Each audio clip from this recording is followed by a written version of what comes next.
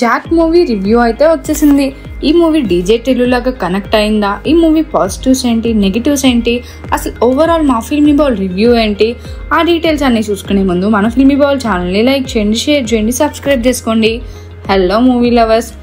సిద్ధు జొన్నలగడ్డ హీరోగా బొమ్మరిల్లు భాస్కర్ దర్శకత్వంలో తెరకెక్కిన జాక్ సినిమా April 10, 2025 విడుదలైంది. డీజే టిల్లు స్క్వేర్ వంటి బ్లాక్ బస్టర్స్ తర్వాత సిద్ధు నటించిన ఈ స్పై థ్రిల్లర్ పై అంచనాలు భారీగా ఉన్నాయి. వైష్ణవి చైతన్య హీరోయిన్గా, ప్రకాష్ రాజ్, నరేష్, సుబ్బరాజు వంటి నటీనటులు కీలక పాత్రల్లో కనిపించారు. శ్రీ వెంకటేశ్వర సినీ చిత్ర బ్యానర్పై BVSS ప్రసాద్ నిర్మించిన ఈ చిత్రం ప్రేక్షకులను ఎంతవరకు ఆకట్టుకుందో చూద్దాం. కథలోకి వెళ్తే Pablo Neruda alias Jack Siddhu Jonnalagadda చిన్నప్పటి నుంచి రాయజన్ కావాలని కళ్ళు కంటాడు. దేశాన్ని కాపాడాలనే తపనతో ఉన్న ఈ యువకుడి జీవితంలో ఊహించని మలుపులు చోటు చేసుకుంటాయి. ఓవైపు నలుగురు టెర్రరిస్టులు భారత్పై దాడి చేయడానికి సిద్ధమవుతుంటే వారిని అడ్డుకోవడానికి రా ఆఫీసర్ మనోజ్ అంటే ప్రకాష్ రాజ్ రంగంలోకి దిగుతాడు. ఈ క్రమంలో జాక్ ఎంట్రీతో కథలో అనేక ట్విస్టులు చోటు చేసుకుంటాయి. అసలు జాక్ ఎవరు, అతని ప్లాన్ ఏంటి, రా ఏజెంట్ కావాలన్న కళ నెరవేరిందా అనేది సినిమా చూసి తెలుసుకోవాలి. సిద్ధు జొన్నలగడ్డ తన ఎనర్జీతో మరోసారి ఆకట్టుకునే ప్రయత్నం చేశాడు.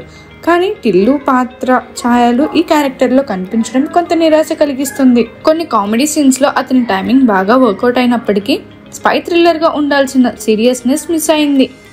వైష్ణవి చైతన్య న్యాచురల్ పర్ఫార్మెన్స్తో మెప్పించింది, కానీ ఆమె పాత్రలో డెప్త్ లేకపోవడంతో లోటు. ప్రకాష్ రాజ్ తన అనుభవంతో పాత్రకు న్యాయం చేశారు. ఇతర నటులు తమ పరిధిలో ఓకే అనిపించారు.